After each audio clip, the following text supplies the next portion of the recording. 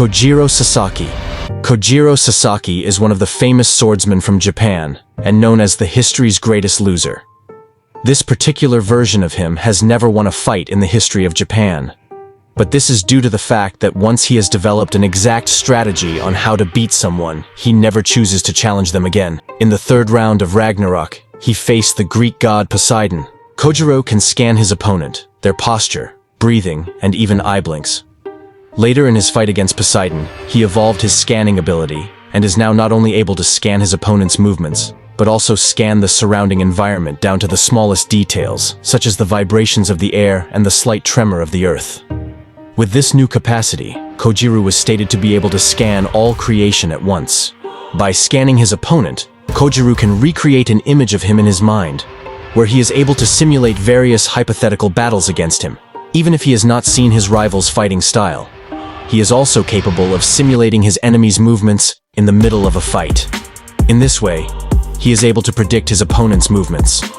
Through scanning and simulation, Kojiro fought to the death several times against the master swordsmen he faced, until their techniques were etched into his body. Through his scanning and simulation skills, Kojiro can process how to avoid his opponent's attacks, thus gaining experience against them, and being able to avoid them even if he cannot see them.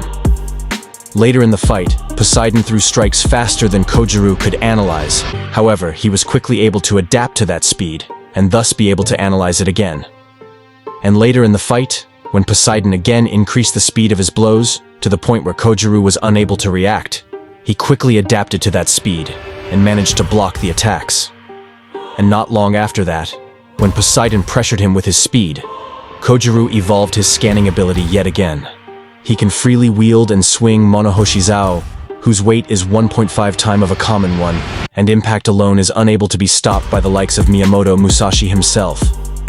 As younger, Kojiro caused a great slash in a wall, possibly by only using wooden swords.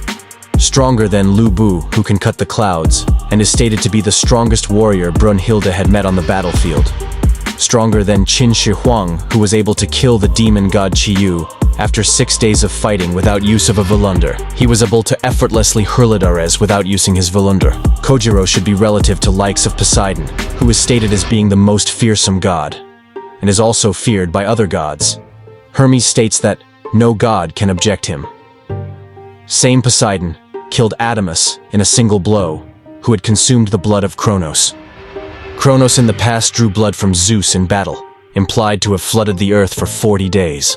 We are talking about same Zeus, who is stronger than the likes of Shiva, who can create and destroy the world on a whim, views the Big Bang as a thrill, and defeated his father Cronus, the guardian of space-time, who was declared the strongest in the universe at the time and seemingly surpassed time with his fist. Same Zeus who could potentially destroy all of infinite heavens in his Adamus form. All of this tells us that Poseidon should at least hold some relativity to younger Zeus and his father Kronos. And since Kojiro killed Poseidon, he should scale there as well, considering fact that grew massively as his fight went on to the point he could outspeed Poseidon. Overall, Kojiro should scale to universal with inaccessible to immeasurable speeds.